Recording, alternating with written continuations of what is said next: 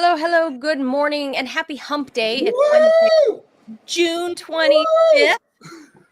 Oh, get out there and hump somebody on a hump day. I am Manila Chan. That over there, the party boy, the party animal, the one and only Ted Rall. You're tuned into the Ted Manila Information Show, or TMI Show for short, because we, in fact, bring you way too much information. We're live Monday through Friday, 10 a.m. Eastern time, so please be sure to hit the like button and the follow button, the subscribe button. You YouTubers, if you're tuning in, we're that close, that close, a Zelensky-size leap away from becoming officially monetized on YouTube. We started the YouTube channel a little after we started the Rumble channel. So we need your help to get there. So, come on, don't perv watch for free. I mean, you'll still be watching for free, but just hit the subscribe button. That's all. It's free and it helps us finally get to making some money over on YouTube. So on today's show, the stunning victory of a socialist in New York City who's bound to become mayor, because I know there's still a chance, and we'll explain how that can happen, but we'll explain the stunning upset in the New York City mayoral primary. Yes, we will. That's why Ted is partying. That's our main and first topic. We'll also get into a little bit about how we define destroyed, Ted. This is like a Bill Clinton moment, like how he defined sex. How does Trump define destroyed everything in Well, it Iran's does rhyme with mildly annoy. Maybe. So, maybe Trump exaggerated. What? Never. Well, that's stop the presses. Not that they were running in the first place, but yes. But Ted, this is, par for the course. We're talking about Donald Trump here. Remember when he slightly exaggerated his buildings, like whether it's the approximate square footage or the value of all of his buildings in New York City. And granted, his inauguration attendance. Well, sure. He's, or he says his hands are much bigger than they are, which personally, it's not the size of your inauguration. It's how you use it. I guess. But on the New York City buildings stuff, on the loans. It's not the size of your bunker buster that matters. No harm. I guess it is, actually. No harm, no foul for New York City buildings, because he took out loans, he repaid them, people made money, he made money. He exaggerated a little bit, but this is a little bit different when you're telling the world that you destroyed Iranian nuclear assets. Turns out that may not actually be true. Then we'll go over to NATO. Today is the last and final day of the summit over at The Hague, which is really funny because I think a lot of those people should call The Hague home, but not for, a celebratory reason. They belong in The Hague. So we'll talk about what's happening there at the NATO summit at The Hague, or in Hague, rather, not The Hague. And of course, the whole world's favorite party crasher is there, Volodymyr Zelensky. And he bothered to actually put on his dressiest attire, the same outfit that he wore to the Pope's funeral. Oh, okay. Yeah, you didn't see? No, generally speaking, Zelensky, like the Clash had that song, I'm so bored with the USA. I'm bored with Zelensky like that. So I know, but life is a film. The scene needs to move. This is the same actor I've seen before in a number of previous works. They weren't that good. I'm not seeing this one. They keep trying to make him a thing. It's like the John Wick movies. The first one wasn't that great, yet they keep making them. I like them. Don't understand. I'm gonna borrow from Clueless. Keanu. I like violence, But I'm gonna borrow from Clueless. Stop trying to make fetch a thing. Mm-hmm. And stop trying to make Zelensky a thing, because I think everyone's over it. And finally, another big topic that Robbie cannot wait to get into. Alligator Alcatraz built right now. Now, it's going to be ready for use in like a couple of weeks here in Florida. The Trump administration, DHS, struck a deal with the local Florida government, no surprise there, with Ron DeSantis, to build on this defunct like airstrip that's surrounded by alligators and pythons and Florida. It's Florida, right? So it's especially one of those only in Florida stories, but now with more migrants. So we'll explain that to you right now, right after we hit the jaws. So let's get into the news because I know Robbie is champing at the bit. Before we jaws, I'd like to make a shout out and a thank you to YouTube listener Alora G. Thank you for the donation, much appreciated. Thank you, Alora. She said, "Oh, I see. I really like the show. Thanks for your fun and informative work." Thank you. That's the whole idea. Is news. We already talk about heavy stuff. The subject matter is actually heavy, but like if you don't laugh, I mean, you will go crazy, Ted. Like you and I have worked in news. You and I have worked in news for a long time, and it becomes debilitating when, I mean, there's only so many raw videos and whatever that you can see of like terror attacks and children being blown up, and you got to blow off some steam. And I think that's why Ted and I, when we had our old show at Sputnik, that was one of the ideas was, you know what, you gotta laugh about this crazy shit out there, while still giving you the facts, and because Jaws. That's that. Let's do it. All right, let's get to the news.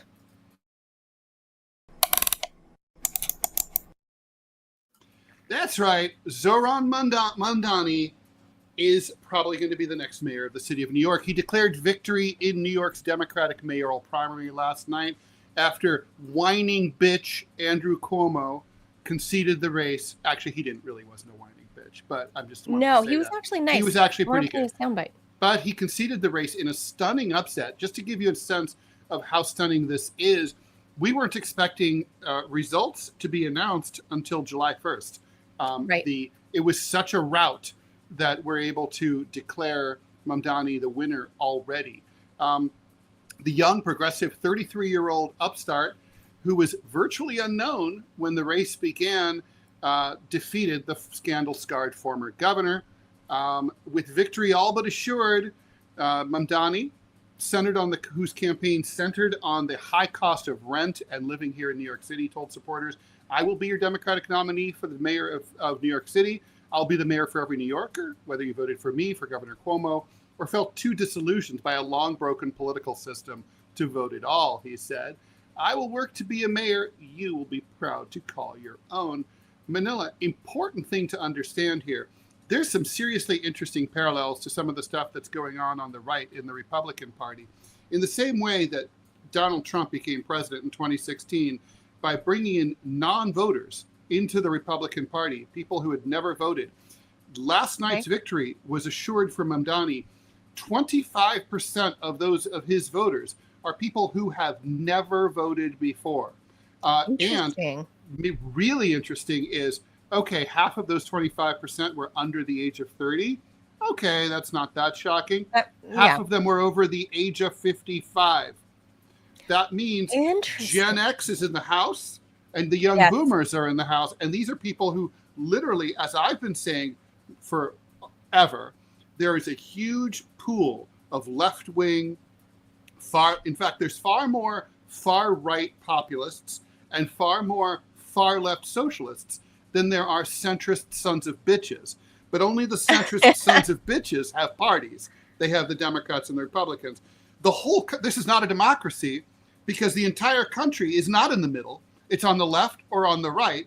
You've got a little tiny minority of assholes who've been lording it over us all these years. And when we get our shit together, the right-wingers started to get their shit together earlier. They're more organized. Now, here in New York City, the lefties are raging. And this is the populist left who has elected this mayor. And we're going to analyze that in a few minutes here. Cuomo, who'd been the front runner throughout, conceded, and he said that he had called Mamdani to congratulate him. Go ahead and roll the tape. Here's what he said. But tonight was not our night. Tonight was Assemblyman Mamdani's night, and he put together a great campaign, and he touched young people and inspired people and moved them and got them to come out and vote.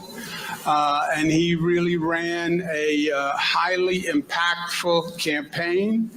I called him, I congratulated him, I applaud him sincerely for his effort, and let's give him a round of applause and thank him for his campaign. I think that was very gracious and very, I would say very classy. Very classy. Stay classy, San Diego. Maybe he needs to call up and concede to all the ladies whose asses he grabbed too. But just saying, he did not run a good campaign. We'll get into that. Mamdani is a member of the New York State Assembly for the last 4 years. He will, if elected in November, become the first Muslim and first Indian or South Asian mayor of the city. Incumbent Mayor Eric Adams blew off the primary because he knew he was going to lose. He's running as an independent in the general election. Cuomo might run as an independent as well. He says we're going to look and make some decisions. Cuomo and Mamdani were a study in political contrasts, with Cuomo, of course, representing the Hillary Clinton corporatist wing of the party, Mamdani representing the Democratic Socialist Bernie progressive side of the party. Cuomo characterized New York City as threatening, out of control. That's accurate. Desperate for an experienced leader who could restore order. That was true a year and a half ago, and he could have closed this deal if he'd run a better campaign. He brought the power of his name. He secured a bunch of endorsements from people like Bill Clinton that probably did him a lot more harm than good. For sure. All while political action committees raised about $25 million in cash, which for a New York mayoral campaign is a lot of money. Mamdani, meanwhile, offered an optimistic message that the mayor could make the cost of living lower by freezing the rent, making buses free, and so on. Also, a great idea, very cool, is city-run grocery stores that would sell food just at cost. In other words, they're not interested in making a profit. You would be able to, basically everyone's a Costco member. You could just have a wholesale. Everyone could buy stuff wholesale without having to buy massive quantities of it. This is done in a lot of countries. It'd be a great idea. Obviously, the grocers, corporate grocery stores wouldn't be pleased about this. Big grocery is going to hate that. You're going to have to contend with Trader Joe, and don't forget the bros. The big player in the room, especially in swanky New York City, is Jeff Bezos. Amazon owns Whole Foods, and that is true. They dominate the so-called healthy food space. That's true. Mamdani said that he basically got the progressive wing to coalesce around him.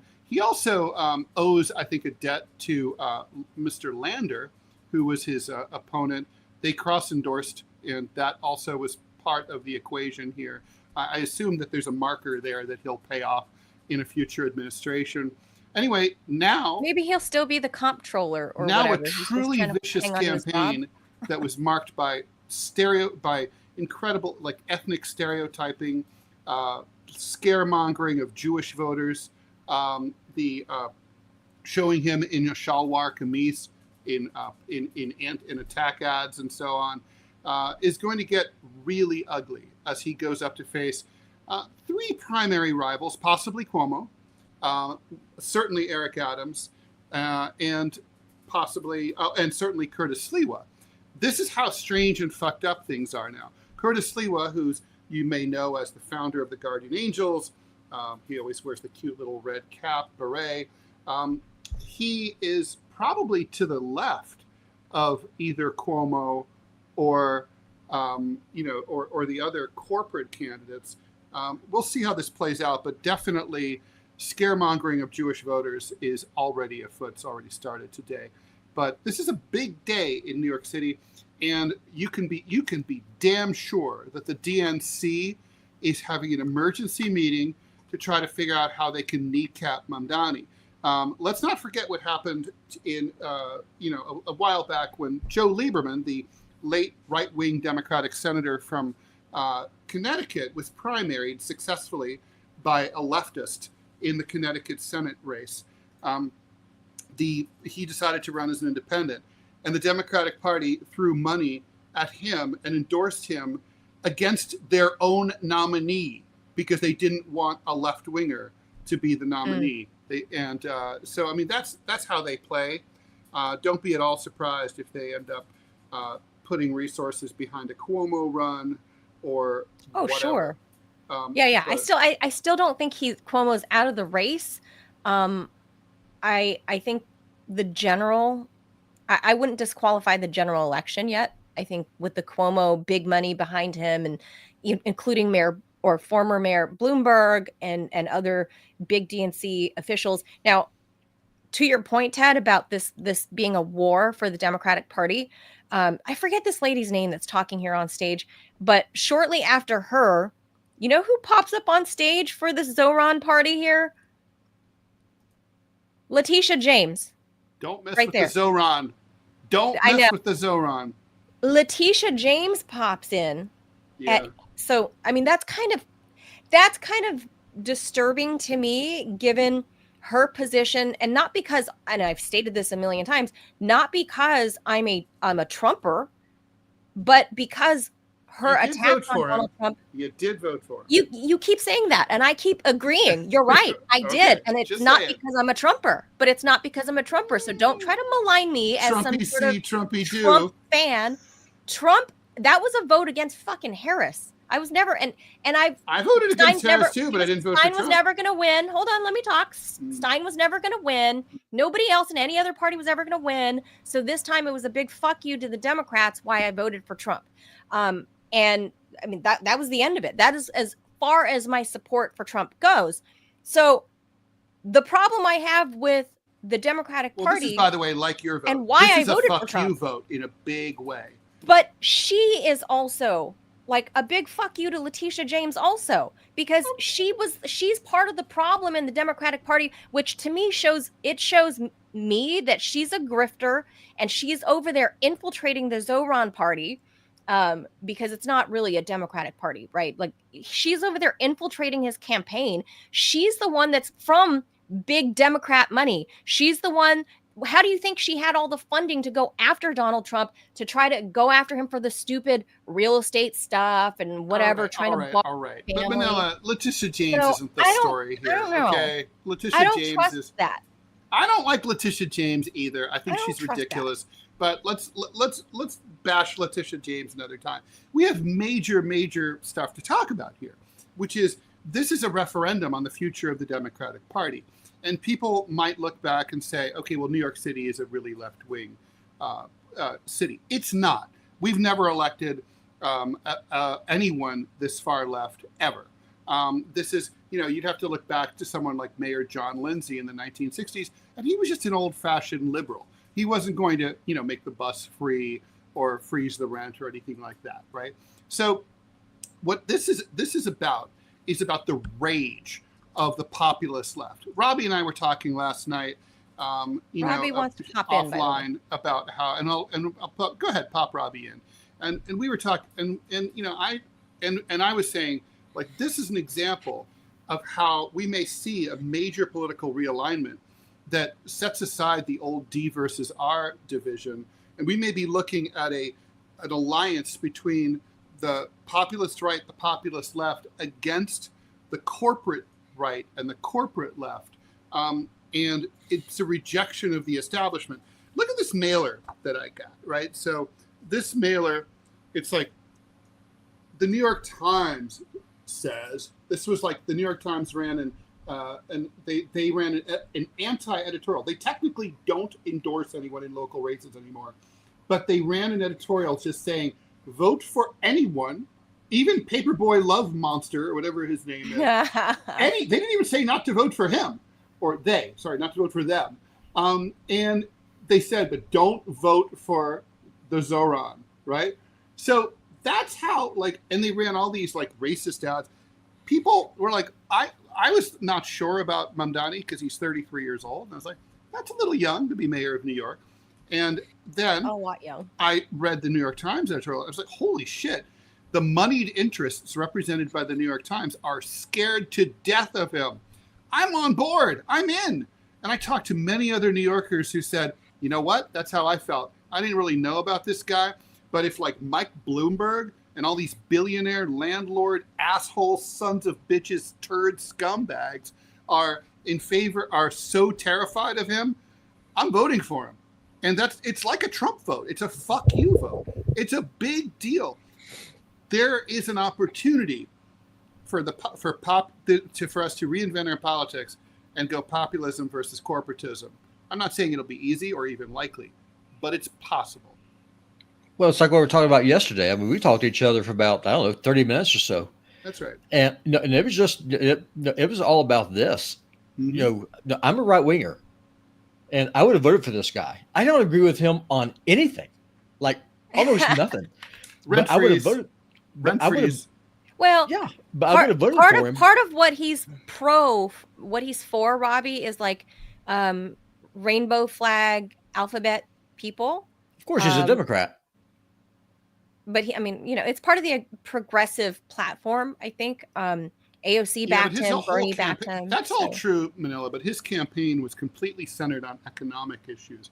He was focused, like it could be a Trump campaign. He was focused on inflation and high prices. Yeah.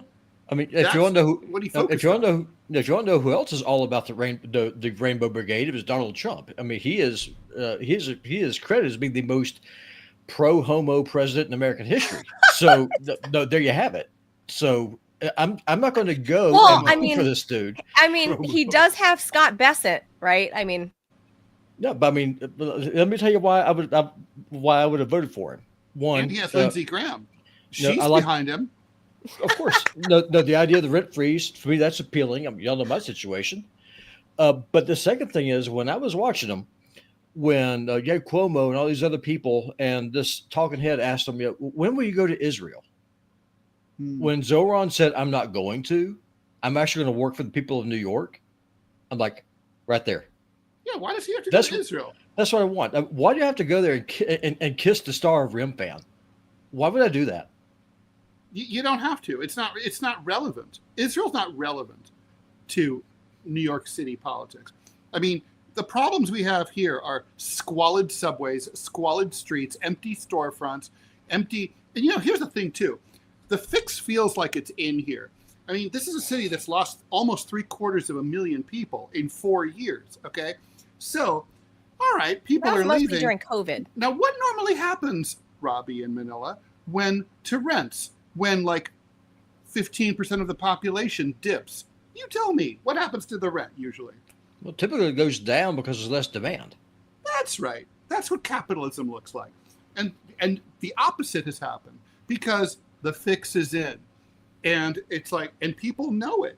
And it's like people are willing to live in a city that's a little dirty and scrungy if it's a little cheaper, but it ain't. Or maybe a little bit dangerous, like maybe someone will be walking down and someone will play the polar bear game with you, or push you in front of a train, or stab you, or especially for a little Asian lady, maybe have some thug just beat the hell out of you. It's just part of the New York tax. But I gotta ask, I don't know the exact details of this guy's campaign. Obviously, like it's your city. Yep. I'm curious to know what the black turnout looked like. Where did they vote? That's a great question, Manila. I'm glad you brought it up. So, what's his name from Jim Clyburn, who the toxic bastard who helped give us Joe Biden in 2020, the Democratic Black Party boss from North Carolina.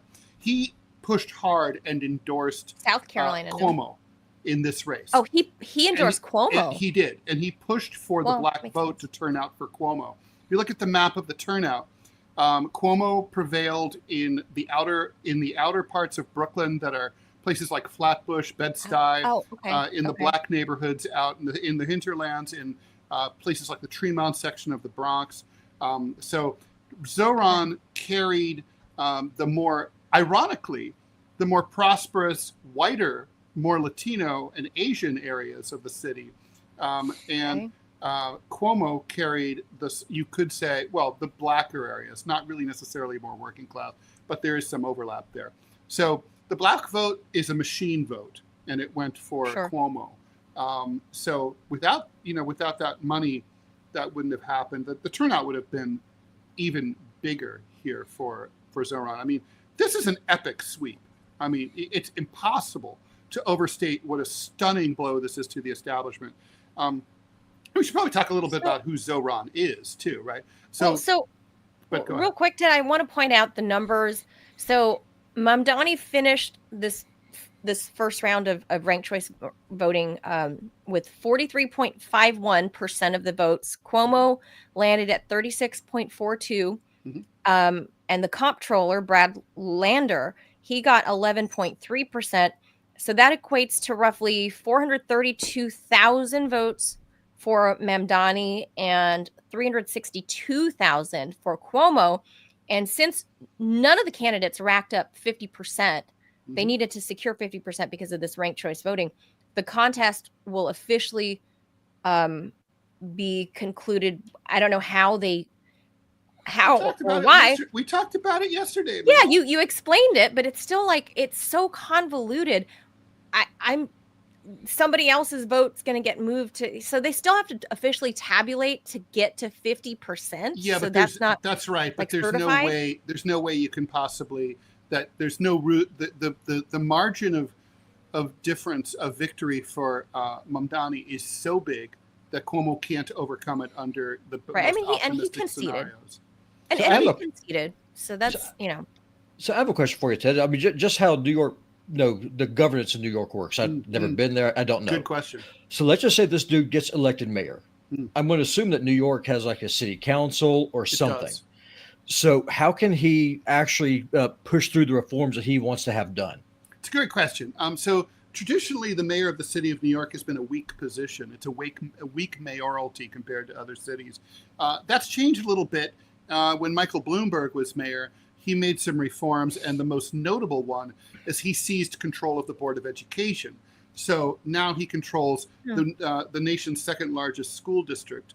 LA is the biggest. So there's about 1 million kids in the New York City public school system, not to mention, their parents, right? So are affected by this. That's a huge locus of power in this city, the teachers unions and janitors unions and all that.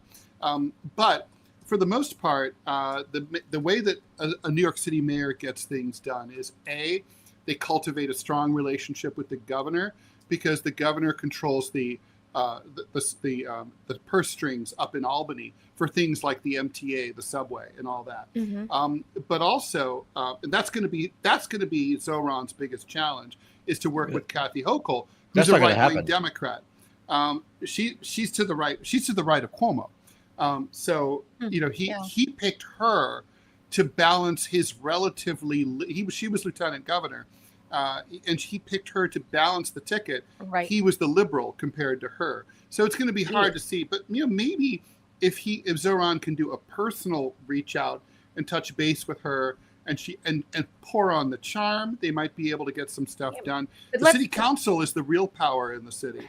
And let's not forget how unpopular they all were, Ted, after all the migrants. At first, remember, Mayor Adams was like, this is, a safe city for migrants. Like, we'll take your people. So he tried to have a pissing contest with Ron DeSantis and Greg Abbott.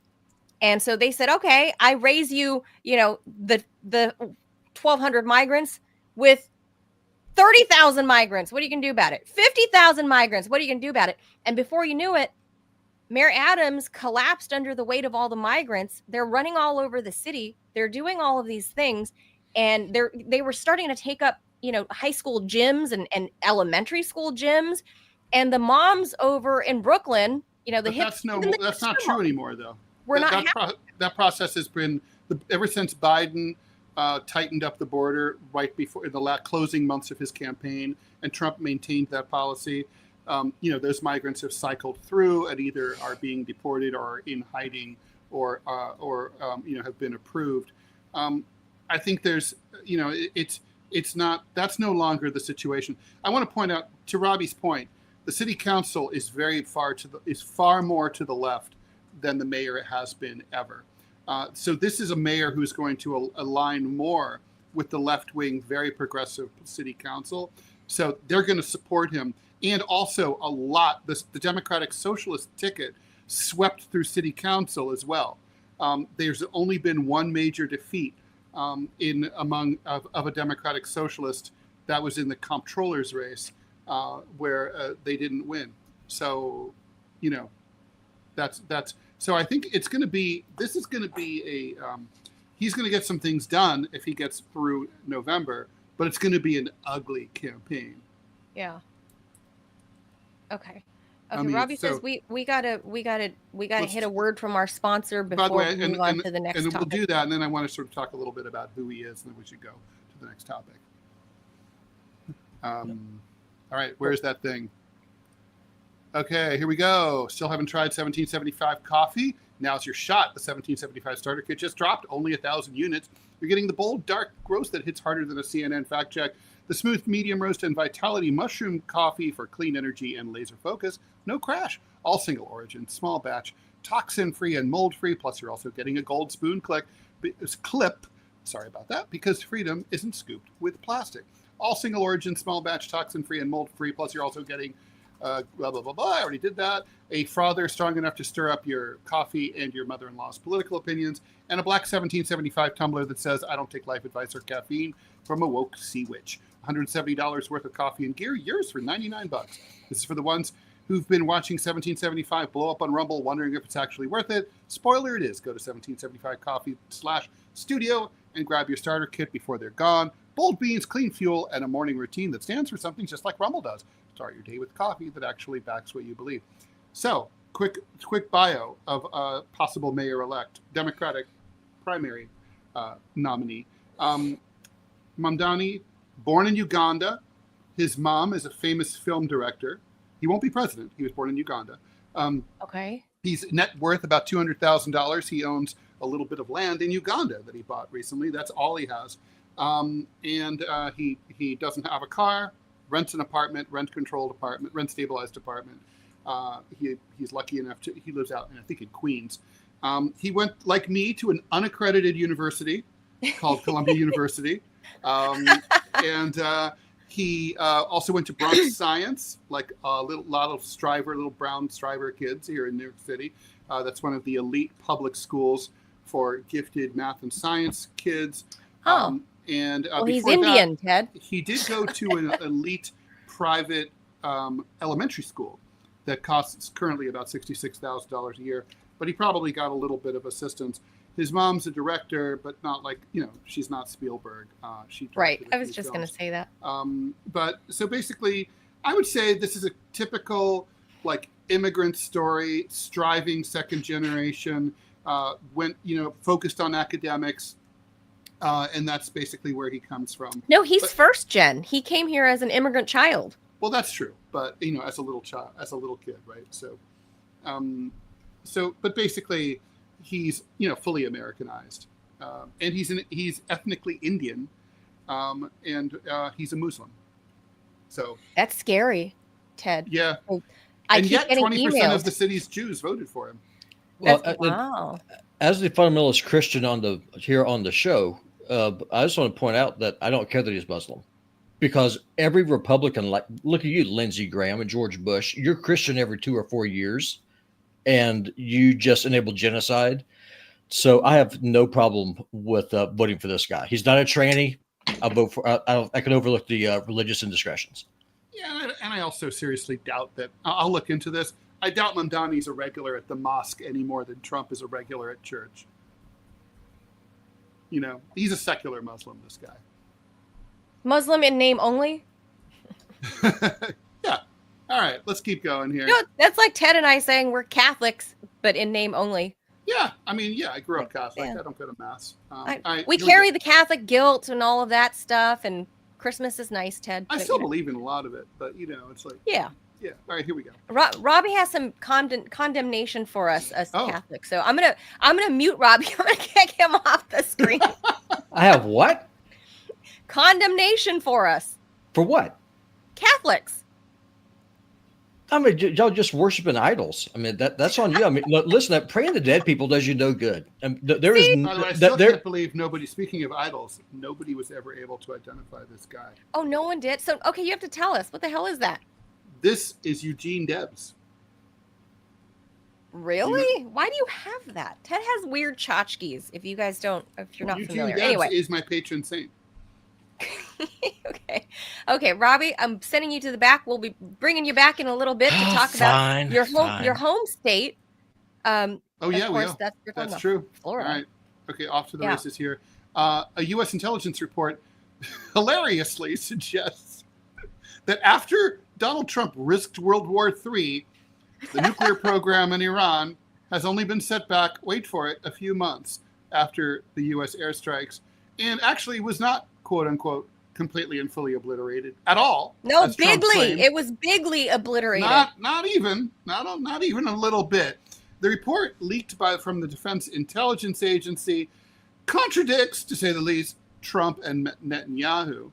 According to this report, it turns out that although the strikes against the Fordo, Natanz, and Isfahan nuclear sites did cause a hell of a mess, the contractors are going to be busy out there. The facilities were far from destroyed. The U.S. had held out hope of restarting negotiations for Iran to give up its nuke program, but now experts think that Tehran will probably move toward developing a functioning weapon faster than they would have otherwise. So, in other words, Bibi got Trump to do a really, really, really dumb thing. If I'm Trump, I'm not taking Bibi's calls anymore, although if I'm Trump, I would have never taken Bibi's calls. But anyway, the assessment suggests, the DIA assessment also says that at least some of the highly enriched uranium that would be needed to make a nuclear weapon was moved out of those sites before the U.S. bombings and has survived. Some of it's in the Ayatollah's refrigerator. Some of it is under the sofa cushions. And it also found out that Iran's controversial centrifuges are also intact, according to the DIA. At the deeply buried Fordo uranium enrichment plant, where B-2 stealth bombers dropped 12 30,000-pound bunker buster bombs, the entrance collapsed and the infrastructure was damaged, but the underground infrastructure was not destroyed, according to the DIA report. In fact, the DIA had said, guys, this is probably what's going to happen, and this is what happened. So this is, to say the least, very, very, very, very bad for the administration, Manila. I mean, it couldn't be worse. It's such a fucking embarrassment for Trump. It's ridiculous. I think it's the biggest embarrassment of his presidency so far. And that's saying something. Yeah. I am totally in Nelson mode right now. Very much. But it's like, so basically, so Donald, you risked World War III to break the door? That's what you did? Basically, you broke the door. You fucking idiot. So anyway, the White House, however, pushed back on this, calling it flat out wrong. The leaking of this alleged assessment is a clear attempt to demean President Trump and discredit the brave fighter pilots who conducted a perfectly executed mission to obliterate Iran's nuclear program. Press Secretary Caroline Leavitt said in a statement designed to deflect from, the point. Everybody knows what happens when you drop 14 30,000-pound bombs perfectly on their targets. Total obliteration. Not really, apparently. The Iranians know what kind of bombs we have, and they obviously chose to dig their hole deep enough into the mountain to not have to worry about it. As I mentioned yesterday, I have not seen any of the receipts. I have not seen any official assessments. Trump has deferred to. Now you have. Trump has deferred to the homie Netanyahu, saying, "I'm sure Israel is going to have some feet on the ground to assess it." Presumably, maybe I don't know. Maybe he means like Mossad agents are there already, and they'll figure it out for him because he has no idea. I honestly, I really think Trump has no idea. Iran is Mossad agents, so that's already possible. The Ayatollah may be working for the Mossad for all we know. No idea. That's how Iran is keeping their economy going. with that Mossad Who money. knows? I legit I haven't seen any proof. Like, if the IDF is going to be showing up in these Gazan tunnels with, their helmet cams showing like all of this, whatever, like these bunkers and whatever. Well, why haven't we seen it yet from Iran? If this was like your most threatening, scary boogeyman, shouldn't you have some sort of helmet cam or Manila, pen cam or what something? happened here is, look, with the benefit of hindsight, it's very clear that we've seen a completely performative war. The only people who are just genuinely out to kill as many as they can are the Israelis. But the Iranians, they like let Israel know and Qatar know when they launch missiles. They're like, hey guys, so at 8:15 tonight, don't look out for exactly 180 missiles that we will be launching at 8:15 tonight. Don't look for them at all from your exact northeast. Don't look for those. So that's kind of like, so the Iranians have been giving a heads up to the Israelis so they can intercept their missiles. They're just shooting missiles for domestic consumption. Look, we're fighting the Zionist entity. And then Trump also, it turns out, look, this wasn't a sneak attack. I mean, the Trumpies told the world where they were going to bomb. What, are they going to bomb Fordo? Are they going to bomb Fordo? When are they going to bomb Fordo? That's maybe not what you would do if you were trying to catch them by surprise, right? He's in the Situation Room, like texting the Ayatollah, being like, okay, how's it hanging, the first Tommy? B-52 is about 3 minutes away. Like, Cammy, just want to give you a heads up. Love your beard. Love the whole towel head thing. Love the look you've got going. Keep it up. Looking good. We'll be talking soon. So yeah, you're doing way better than Joe Biden at that age. This is totally like the story I always talk about how in ancient times the Assyrians and the Hittites gathered, their armies and counted up the people, and they didn't have the battles because they were just like, hey, maybe it's a smarter way to do war. It's like, but on the other hand, $500 million fucking for this bombing of Fordo. For a fireworks show. Meanwhile, I've got people sleeping outside my fucking door who haven't had a meal in a year. It's just like, or a proper meal, I should say. The one that didn't come out of a garbage can. So the CIA and the DNI, that's Tulsi, declined to comment. These days, if I were Tulsi, I wouldn't comment at all about anything. I know. Because she's out on the outs with the administration. What a disappointment. No. She tried to rein herself back in and get herself back in the good graces. Yeah, but she's like slurpling. She's sucking. Yeah, but for the rest of us who had hopes that she might actually feed POTUS some real facts, she just fell in line like a good soldier that she is. #sad.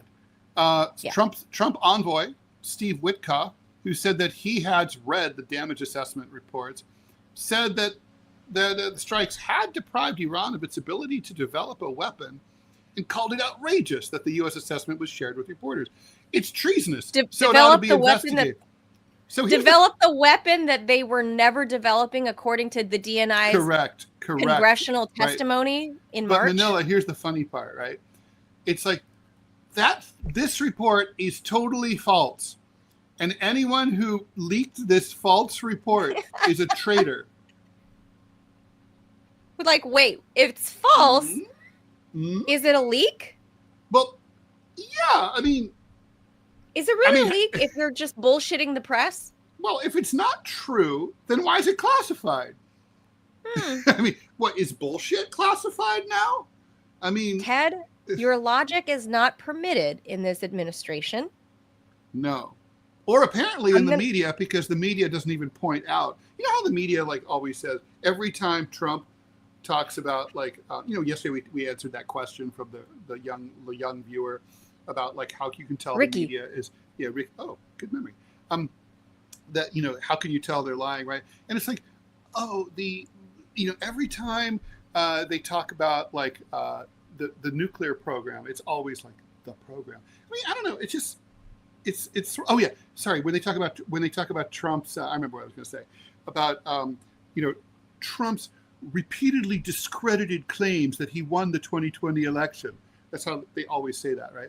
And it's like, well, the media could say the inherently illogical claim that this is a leak of classified data. You can't say that the data is wrong and then say at the same time it shouldn't have been leaked. You really can't. That's right. So, like somebody allegedly told the press bullshit, so I'm going to investigate. Right. Yeah, and also don't besmirch our brave pilots who snuck into a country that has no planes in the air at all. I just can't. You just can't. So Ted, just remember this before we go to pilots. And it's like we weren't besmirching your pilots. Stop besmirching. The thing here is, Ted, every time. So this is a thing for all our non-American friends watching. This is a true story. This is just a demonstrable fact. Every time an American POTUS lies, an angel gets her wings. Well, there must be billions of winged angels now. It's true. It is true. It is true. Now, cherubs, the little babies, everything. Everybody gets their wings. You every time would love POTUS to have his wings as Clovis. Oh, so wouldn't it be cute to see like a cat flying around? I guess they'd be unstoppable. They would rule the world then. If they could fly. That's like cat terror. No. Not good. All right. NATO leaders are expected to agree to, speaking of bullshit, this is awesome. So NATO leaders are expected to agree to ramp up their defense spending when their summit concludes today. Countries might commit to spending 5% of their GDP on defense by the year 2035, up from the current 2% target, which 22 out of the 32 countries have already done. This is in response to Trump, who keeps bitching about how the Euros aren't spending enough for their defense. The U.S. is one of NATO's biggest contributors, which makes sense since we created the whole thing, responsible for roughly 16% of the $3.5 billion annual budget last year. It's the only country to have triggered Article 5, which assures collective defense for all member countries. Spain struck a deal with NATO to be exempted, instead committing only 2.1% of its GDP to defense. So Manila, speaking of bullshit, what exactly is NATO so scared about? Are they worried that the penguins are going to attack from South America? No, I don't think so. Are they worried, they're worried about Turkey? No. They're worried about big, bad Russia. And guys, you really don't have to worry. Putin's not coming for you. He's not coming. He doesn't care about you at all. He's new Hitler. Vladimir Putin is new Adolf Hitler, and he wants to reconstitute the Soviet Union. Didn't you get the memo? Even though there's no evidence, and he keeps saying that he doesn't want to, and that you'd have to be a tard to do it. But yes, aside from everything that's been said in public and all the evidence and the logic behind it, it's totally true. And obviously it is Russia's unprovoked war. Full-scale invasion. Don't forget that. Full-scale invasion. Full-scale. That's right. Unprovoked, full-scale invasion. As Robbie points out, Trump is the one threatening two NATO nations right now. Canada and Denmark. That's true. So this guy, again, look, he unbuttoned his formal attire when he crashed the speech. So again, the whole crux of why this happened was 3.5 years ago at the Munich Security Conference. Then Vice President Kamala Harris went there and said, "We are extending our invitation for Ukraine to join NATO." That was a good 3.5 years ago. That was really good. Thank you. So this is right there. I kind of got chills.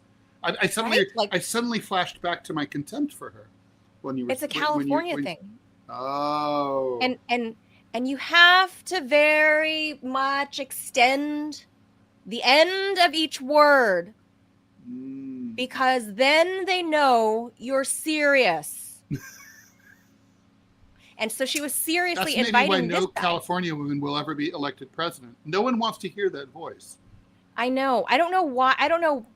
I have no idea. Barbara Boxer sounded like that. You're right. Yeah, it's. I feel like it's like diplomat school in California or something that they teach the women in particular. Because Gavin Newsom doesn't talk like that, but the women from the state that hold high offices, they all deliver. Think of Hillary Clinton. And they all talk like this. And granted, you know, maybe she did that when she went to Hillary's California. not But from California. no, but when she went to California, she would. That's how. I don't know. I don't know what it is in the California women's water in our bathroom. I don't know. Although now everyone's allowed in our bathrooms. Very confusing. So I don't know. I don't know why the women talk like that. But anyway, she goes to Munich a few years ago and invites this douchebag to join NATO, unprovoked, obviously, Ted, for the Russians. Totally unprovoked, even though the Russians have been saying since the days of Bill Burns, when he was the Ukrainian, the Russian ambassador, the U.S. ambassador to Russia, when he specifically wired back in the communique, I'm paraphrasing, "This is the fucking red line, dumbasses. Don't do it." But he said in his very nice diplomatic speak, right? Like, "Niet" means "niet." But that's what that meant, was don't fucking do it. That's what "niet" means, "niet." Translation, don't fucking do it. Right. But then they went ahead and did it anyway. And so fast forward a few months after Harris invites this Momo to the party, he's back at the actual conference. So Ted, that is only gonna infuriate Vladimir Putin even more. So if Trump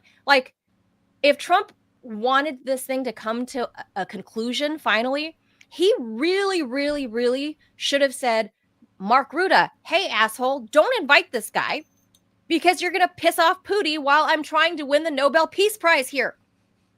And, you know, he dropped the F-bomb. He needs to drop the F-bomb again on Mark Rutte while he's there and say, why did you invite this ass clown? You're going to piss off the Russians even more. I'm trying to make a peace deal.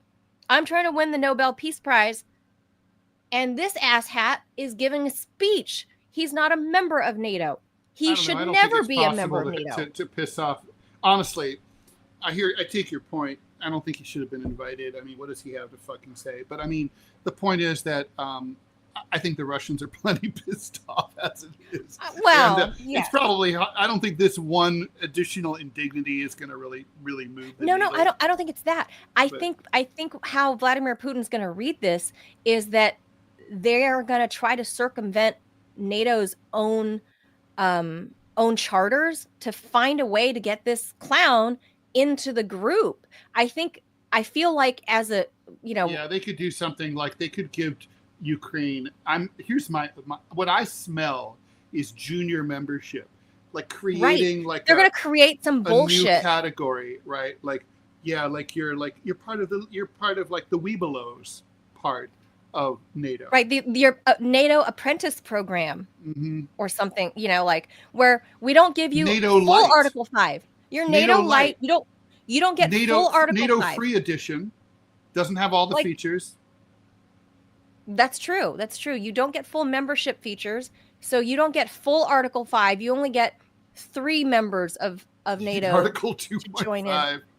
Right. So I feel like if I were Vladimir Putin, that's how I would be reading this, is something is up, because Mark Rutte, as we know, is vehemently anti-Russian. He said it over and over. And Ursula von der Leyen was there giving a speech, rearing her ugly head, again, pushing for the war to continue, completely antithetical to what Donald Trump claims he's trying to do. So if he's over there, now he's got these morons to bump up 5% of their GDP when they weren't even paying 2%, but now suddenly they want to pay 5%. We should be pissed for a myriad of reasons as Americans. Like, we should not, if we want to save you want to put Doge on something, put Doge on NATO. We're footing the bill for European security. If they're worried about Russia, let them worry about Russia. Let them worry. we're paying more than 5%, Ted. We give way more money to NATO than 2%, than 5%. And it comes in fits and spurts. And if Doge is still, I don't know if it's still actually actively functioning without, the head of it, without Elon Musk being in there and being on the outs with Donald Trump. Oh, side note, Big Balls quit today. Yeah. Yeah. Big Balls, the 19-year-old hacker extraordinaire who nobody knows his real name, but that goes by Big Balls. Nor do we know whether this is truth in advertising or not. Allegedly, because he's an official government employee. Might be mediocre. We don't know. It could be. But young Big Balls has quit today, simultaneously while Trump's out of town. Zelensky's, giving the speech. I don't know. Doge was not thrilled, I heard, about NATO. But they couldn't do anything about it. What do you mean, not thrilled about NATO? Because we foot the bill for everybody's security, Ted. It's not. We give well beyond our 2% membership dues. Security. What fucking security? Against whom? It's the fever dream of mad, paranoid lunatics. NATO is not. When in the history of NATO has NATO fended off a threat against any member state? You tell me. Hasn't NATO bombed once. Belgrade. The Belgradians were very dangerous. So in other words, they attacked themselves.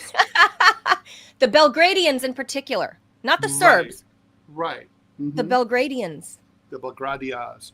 They're seriously, dangerous. when has NATO defended? I mean, the whole purpose of NATO was to defend a European country, Western Europe, from the Soviet Union and the Eastern Bloc during the Cold War. That was the purpose.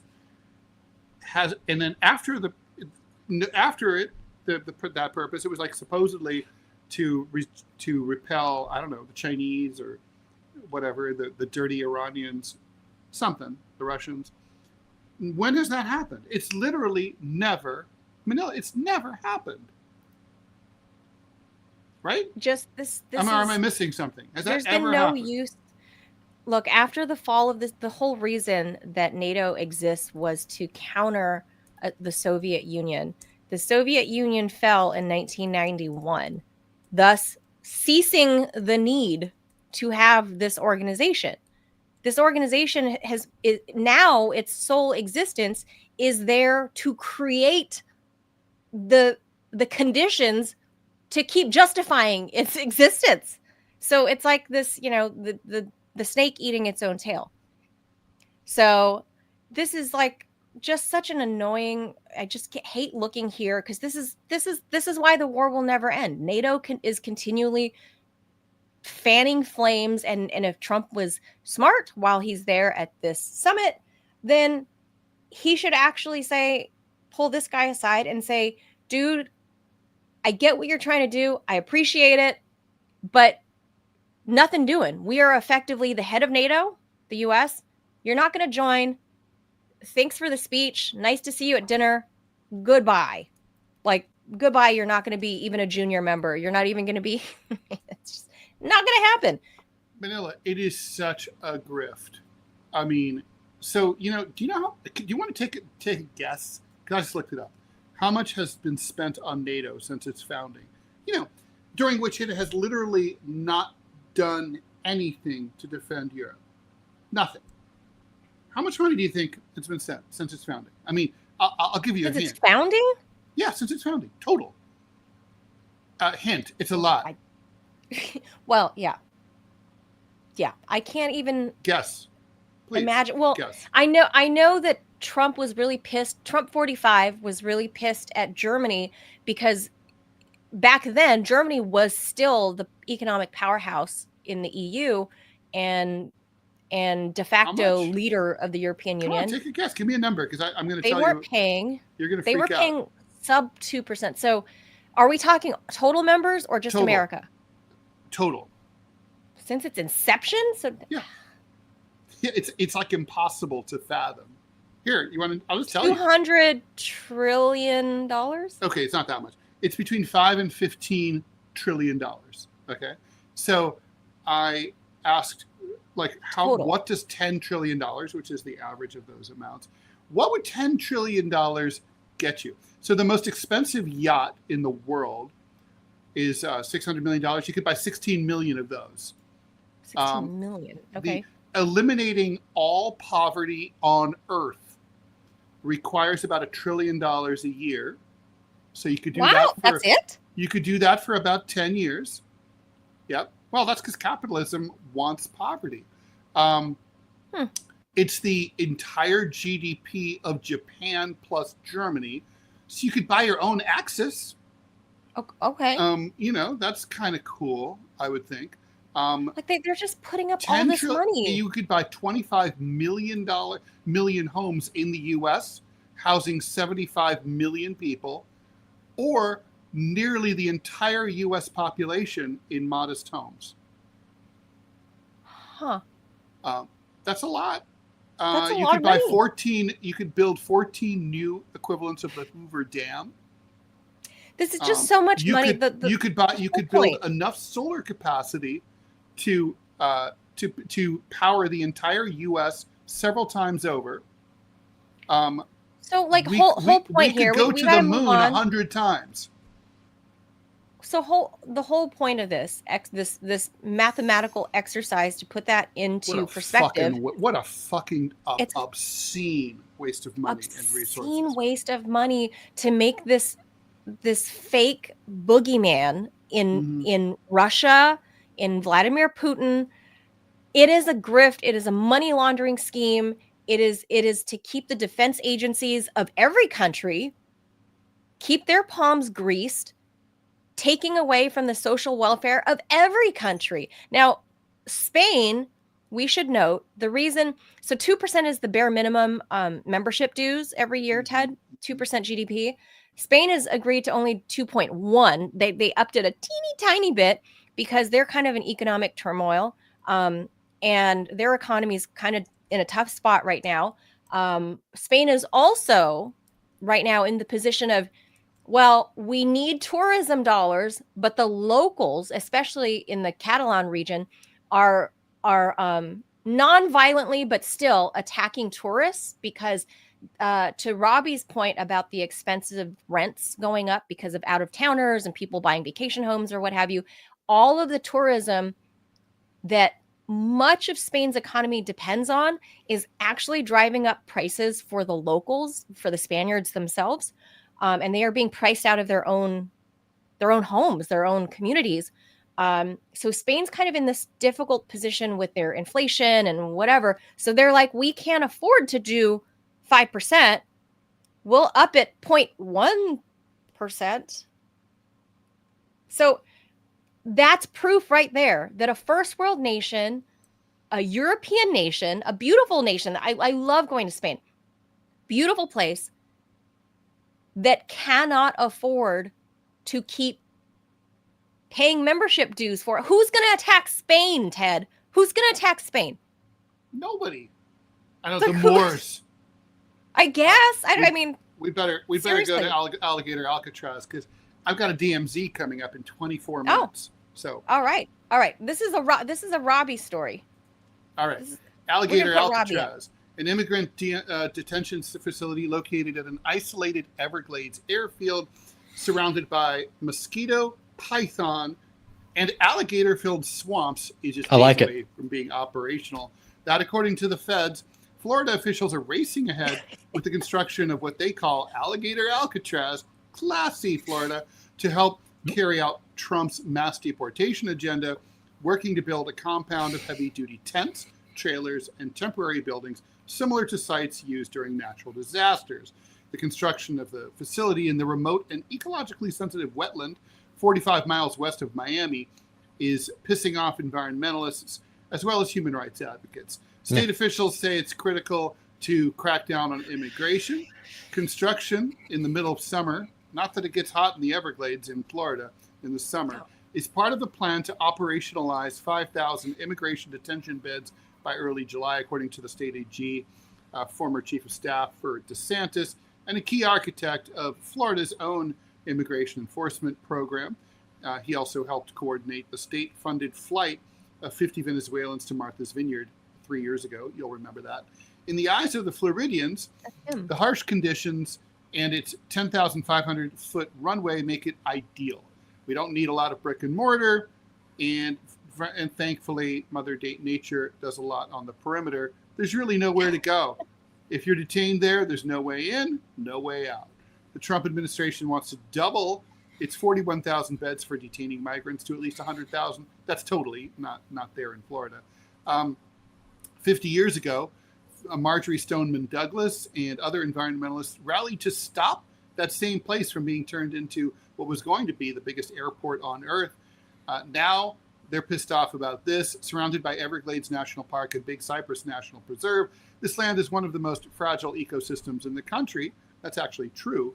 Read a statement from the advocacy group Friends of the Everglades. Let's not repeat the mistakes of the past. This land deserves lasting protection. Democratic Rep. Maxwell Frost said that the apparent use of alligators as a security measure is a cruel spectacle. Managing the facility via a team of vendors will cost $245 per bed per day. I guess they didn't want to just put them up at the Marriott, which would have been cheaper, or approximately $450 million a year. The expenses will be paid for by Florida and reimbursed by FEMA. I'm confused. I thought FEMA was about to be abolished, which has a $625 million shelter and service program fund.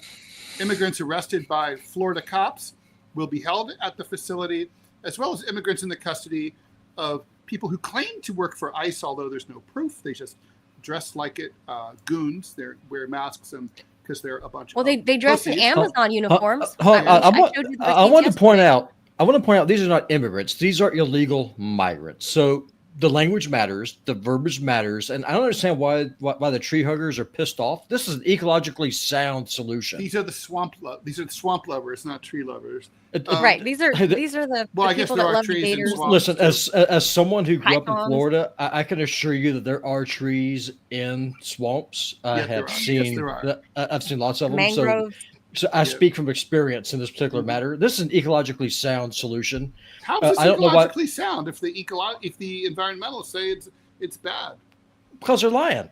Well, they were against the airport. The airport, you could say like maybe they're covering up for their pro-immigrant. But that's like a permanent installation. This is like migrant tenting. Well, and as far as the housing costs, I mean, but those innocent pythons will be displaced and have no place to go. Well, then we're going to have to find housing for them. Well, another thing that you can do is that you always just go to the Seminole Nation down there and put bounties on the migrants. As they start going across, they can just bring in scalps like they used to do back in the day and just pay them $50 per scalp. Oh, listen, I have no problem with any of this. If I had voted for Trump, have no problem. If I had voted for Trump, this is what I would have voted for. For the record, I did not vote for Trump. I voted for Dr. Shiva because the dude is insane. Out of curiosity, because he was on the show. That's true. I think, frankly, your vote is more defensible than Manila's. Let me just say, but like in terms of Robbie, look, why would you be in favor of this? Don't you want to deport them instead of paying $245 a night to have them stay basically at an expensive resort in the Everglades? No, wouldn't you rather deport them? It seems like a waste of money. It's a shitty summer camp. That's what it is. A shitty summer camp with mosquitoes and dengue and gators and mosquitoes. Well, let me answer Ted's question. Yes, I would prefer a mass roundup, mass deportation. Countries don't take their migrants back, cut off all their remittances, cut off all their foreign aid, economically crush them until they start taking back their people. Now, if the illegal immigrant lobby in D.C. is going to force us to have trials for each and every migrant that's here illegally, that's fine. They can go to the Everglades. They can feed the alligators. We do need a trial because honestly, you don't know. The point of due process is you don't know if they're here legally or not. Well, then quit crying. I mean, while they're waiting for the court date, that's why you have a trial. They can. And you can't put people. If you put people in a remote place where they don't have access to the courts or to their attorneys can't get there, effectively you are denying justice and you're slowing down the legal process too. I mean, it's better to just honestly, I don't understand the whole we can't process these people through the courts because we don't have enough staff. So hire some fucking staff. Do that. Hire fewer ICE officers. hire more judges and immigration courts and process them, right? If that's Ted, what you're listen, that's what you're trying to do. Ted, I don't want to hold people illegally. I'd much rather deport people. I don't want to deport all these people, but I'd much rather deport people than hold them indefinitely. So, Robbie, I completely agree with you. Tons of illegal migrants there? Yes. Yes, it does. Because I obviously I'm from a border state. I only think of California, Arizona, and Texas, and I've lived in 2 of those 3 border states. I don't often think of Florida as a place where the migrants are. Manila, here's the dirty little secret. Every state in the country is a border state because these people, they come in, they go to all of the states, you get flown in. I mean, there's a reason why I have Haitians eating cats in Ohio. Okay. I mean, Ohio is not a border state. Now it is. So, well, technically, Ohio is a border state with the most dangerous of our dangerous enemy to the north. Well, no, because Canada is going to be annexed, so it's become the 51st state. So that will no longer be an issue. But currently, yeah, I mean, I guess that threat will be neutralized. Thank God. I completely agree. I know here in Montana, it's a major problem with those Canadians. You can't sleep soundly knowing that they're right there. I mean, I would have every Californian rounded up this year in Montana and ship them down to the Everglades. I'm just saying. I mean, just send them all down there. Illegal Californians? Yes. By the way, I will say, okay, as outlandish as this all is, it's hardly unprecedented. Okay, there are tons of jails and prisons, even for domestic U.S. citizens, that are in inhospitable places that are put there in large part so that they don't have access to counsel, and I mean, it's also to bring economic development to parts of the country that don't have anything else. The prison hires some jobs, but it's also, if you escape, it's hard for you to get away. Like when you drive across Nevada, there's a few places where you'll be signs that say, don't pick up hitchhikers. And you come over the rise and you see the big prison in the middle of the desert. And you're like, if you got out of that prison, you'd probably die of thirst within a few hours because it's the desert. So, I mean, there's a lot of places in this country that are in very remote places. Prisons like that. Well, the state prison here in Montana is in Deer Lodge, Montana. There's a reason why it's there. It's What's because in Deer Lodge, Montana? Absolutely nothing. If you break out of the prison, you go with God because wolves or bears. There's all kinds of critters. Oh. And Montana will kill you. And Montana's a beautiful place. It will kill you. Oh yeah. So go with God. Do as you will. It was 40 degrees there, like a few days ago. The other day, right? Well, it snowed on Saturday, but now let's not forget though. The whole point to this alligator 92 degrees here in New York City, going up to 96. Is that that's fine. Like I don't love what Trump is doing with the migrants. I'm for the strong borders. I'm for the stronger borders. Manila, you literally voted for this. The way we for strong borders, yes. And you approve of that. But you're approving of this very thing right here. So, don't hide behind your Dr. Shiva vote. This is something that you actually support. So yes, here's the thing. I told you all that my vote was literally just a fuck you to Harris Biden or Biden Harris. Manila, that's a ridiculous argument. I have to. I'm a registered Democrat. You've been saying that. I'm a registered Democrat, and they saw that I voted. So if I voted for Hitler in the 1933 election, but I'm like, I crossed my fingers and I actually love Jews. I didn't say that. It's like I didn't say that doesn't count.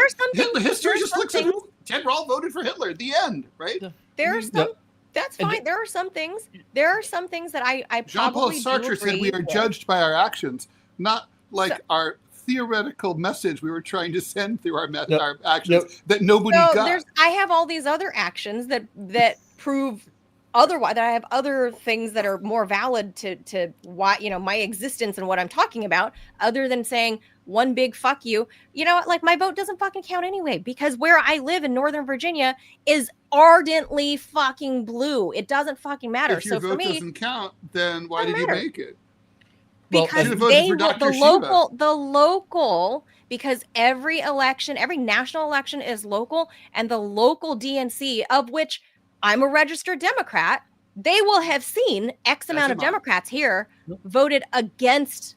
They'll understand that it was a vote against their they just candidate, think that you're a racist. which is But so one thing they, I if, don't. they but wait, let me make my point about this whole fucking place. 39 square miles Yep. of whatever this Florida state-owned land. It's a park. It's a national park. The point is they are doing what this is a Florida thing. This is not a Trump thing. This is a Florida thing. This is a Ron DeSantis thing. He is doing something so unjustifiably inhumane that like I don't know what the numbers are in Florida, because again, I'm from the West Coast. I know what numbers look like in California and even Arizona and maybe some in Texas. I don't know how bad the situation is in Florida, but to construct this and pay that much money and then try to recoup that money from FEMA, like that, I don't understand what the political thinking is here for Ron DeSantis and his AG. I can explain that to you. Look, Why you would do this? You're from California. You remember your neighboring state, Arizona. Sheriff Joe Arpaio. Arpaio. Sheriff Joe. From Maricopa County, right there around Phoenix. Yeah, I was a news anchor at CBS out there. Yeah, I got to see him speak pretty early on before he became a national figure. Anyway, Sheriff Joe was famous for basically deporting criminals and ne'er-do-wells and putting them in pink tent cities in the middle of the desert, in pink outfits, and they wearing pink underwear to humiliate them, I guess.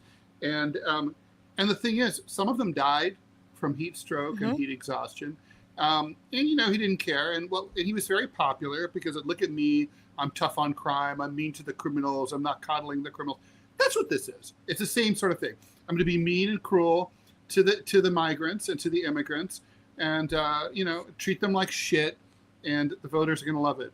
And DeSantis and Trump are probably right. They probably will love it. But it's all good fun until some really adorable little girl dies due to heat stroke in the desert or gets dengue fever or something and dies. Then it's all good fun until people who are cute and adorable start to die. Now, one thing I would like to point out is that these people, they do have the ability, they have the right to self-deport and go back home. No one is making them stay here. They can go home. Well, if you don't want, home is here. I mean, Robbie, there are immigrants, there are illegal immigrants, and there are illegal immigrants. And I don't know. We've never talked about this, so I don't know how you feel about it.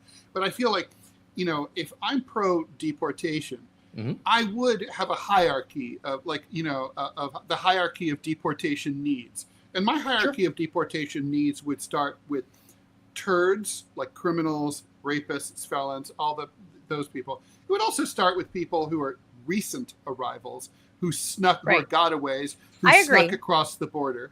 And then by the time I get to say people who were brought with their dreamers, people who were brought with their parents when they were 2 years old, never spoken language but English, are completely Americanized, I'd be like, those people are probably going to stay. And then we're going to have a hierarchy, a gray zone in the middle, and we're going to assess this using common sense. Like if someone's been here 20 years, they've never committed a crime, never gotten a parking ticket, always paid their taxes, worked hard, and they have 10 references from their neighbors who say they're awesome, they can stay. Well, then, if you've been here for 20 years paying your taxes with a stolen Social Security card, so that's another crime right there. If you've been here for that long, you're paying into a system that's like breaking into the bank and making a deposit. That's what they did. I do not care. Listen, I'm very precise and very concise and very what's the word, unflinching on this particular topic. If you've been here 20 years and you have not taken the effort to become to get a green card, you're hiding out because you're here illegally. What effort could you possibly make? You could go talk to Susan Pye and say, "Hey, I want to know." Let's not pretend that there's not an avenue here for this stuff to work. There is. If you've been here for that long, there is. From time to time, depending on the political winds, sometimes it's possible. Well, I'm telling you right now, this is a hill I will 100% die on.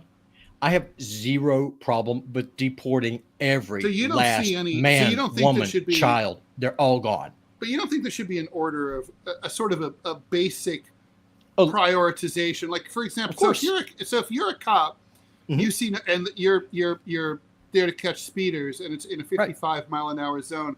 You make no difference between someone speeding 56 or someone going 120. Oh, I'm 100% know the guy that's going 56. Guys, if you're going 120, you've earned it. All right, well, we have a different outlook. No, that was sarcasm. But no, I mean, the way that I would do it, again, if I was a cop, it's not up to me because I don't have any power. If I was, let's just say through some fluke, if I got elected president before I got assassinated by AIPAC and the Jewish lobby, I would deport all of the criminals first who are in the prisons. Why are we paying to house them? Why are we doing that? And the countries will take them back, again, put the screws to those countries. They take back the criminals. But to your point, Robbie, about your point about laws, your whole point about laws, if we're a nation of laws, those laws are also applicable to all illegals. Even if they're illegal, we have laws that are applicable to them. And if we're kidnapping them off the street and sending them to Alligator Alcatraz, where they have no connection to phones, lawyers, any kind of hold on. This is dumb. Horrible. But to Manila's point, Robbie, because there's no due process, you can be kidnapped by ICE goons off the street, and you're like, I'm a fucking American citizen. I was born here. Tell that to the Gators. Shut the fuck up, gangbanger. You're Mr. Trende Aragua. And then you've got a shaved head. And then you're there. And you're down, and then there you are. And it's like, oh, I want a lawyer, bitches. And they're like, fuck off. No lawyer for you. That's right. That's the problem. That's how this happens. That is the problem here. I mean, literally, not to mention, they have swept up some U.S.-born American, true blue, red, white, and blue Americans and sent them to ICE gulags. Well, Ted, have you heard in L.A.? I think this whole ICE thing. Some of the brown people, some of the Mexicans, they're Mexican American, and they got scooped up. I have friends, Ted, that are ethnically Mexican, but believe it or not, they were born. Is that allowed? They were born in California. So weird. No way. Super I bet they weird. eat tortillas too. They do. They do. Super weird. Super weird. Make tortilla eating illegal again. They're like, we're Mexican. But then none of my friends actually Scott's going to kill me if I don't go soon. But, all right. So we know Robbie's position. We had to bring this on. I mean, the news here is obviously Alligator Alcatraz is real. This is Robbie's motherland out in the Florida swamplands, in the hinterlands of Florida. So he would know, and you guys already know his position on this.